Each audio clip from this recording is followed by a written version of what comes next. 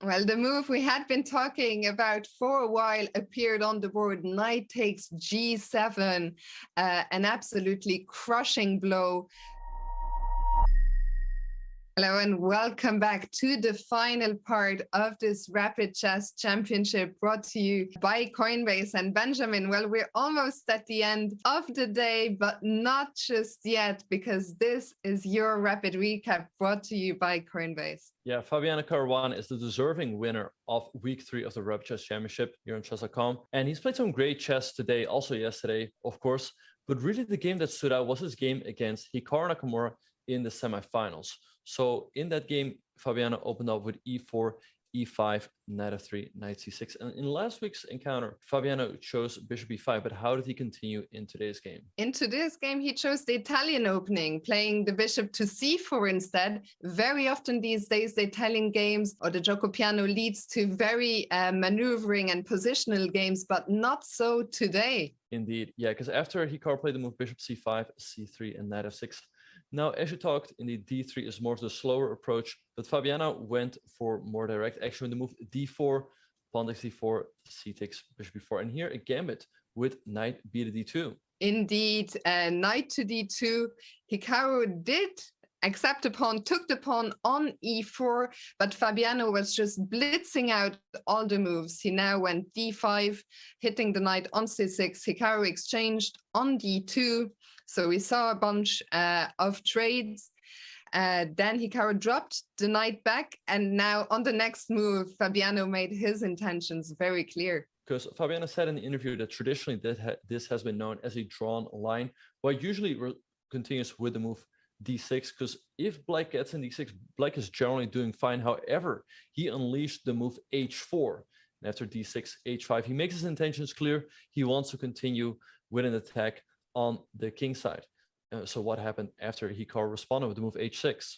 So h6, stopping the pawn from advancing any further. Now, Fabiano, well, he castled queenside, making those intentions even clearer. This is a game that will very likely be decided by an attack.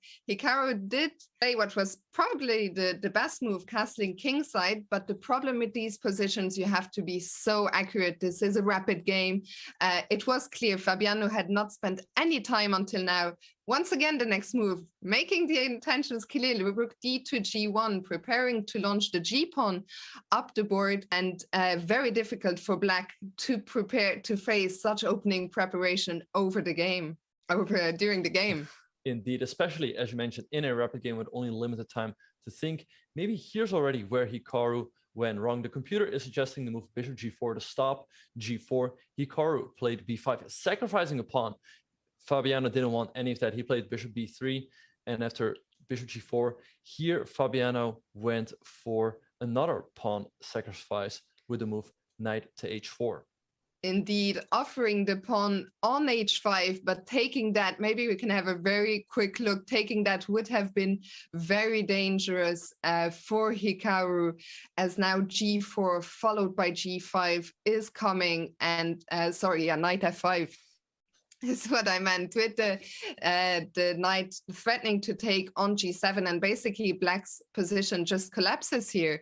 It might not look like anything too bad at first sight, but there's just too many problems in this position. If black were to capture on f5 here, then the g file opens and the queen will eventually land on h6. Everything collapses here. Indeed. So Hikaru didn't take that pawn. Instead of that, he played the move c5. And Fabiano was like, all right, you go ahead and take my pawn. That's what I want. So Hikaru took g4, bishop g6, and now knight f5. Fabiano is ready to strike with knight takes g7 or knight takes h6. So Hikaru played the move f6, trying to bring a bit more solidity in the position. But Fabiano played bishop c2. And what happened after Hikaru played the move king to f7? Well, the move we had been talking about for a while appeared on the board. Knight takes g7, an absolutely crushing blow. If black were to recapture on g7, in comes the queen on h6, and once again the whole position just collapses here, because after king f7, bishop takes g6 check, knight takes, and the queen is just going to give a check on h6 and then capture the knight, and the king will not survive for much longer. So after knight takes g7, Hikaru did not recapture. Instead, he tried rook h8, but Fabiano's attack just continued relentlessly. Indeed, he played knight e6, hitting the queen, queen to g8, and f4.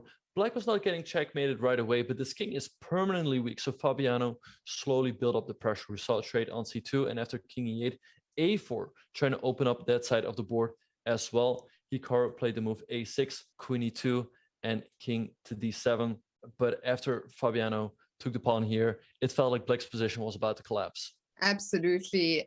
In this position, Hikaru played queen to b8, and that allowed another blow, which Fabiano also found. He now took the pawn on c5, knight takes c5, another incredible move. If Black captures here, once again, the queen comes into e6 with devastating effect. It is not made just yet, but after the king goes back, White can either play b6 or take on f6. Everything collapses. Black is up a piece, but that's only very temporary. The king is just in too much trouble. So Hikaru did not recapture on c5. Instead, he stepped out of the check back to d8. And now the knight just went back to e6. We came back to the same position, except Fabi just collected a pawn, and then he brought the knight back to d4, and once again setting up for the queen to come into e6. Right, so Hikaru played rook to e8, but in came the queen with queen takes e6 check, king c7. So now we see that the queen and the knight are in the attack. So what does Fabiano do? He brought in more pieces. So he played king to b1, ready to slide the rook over to c1. King b6 by Hikaru, rook takes c1. Hikaru captured on b6, but now Fabiano played knight c6, and here it felt like the end was very, very close.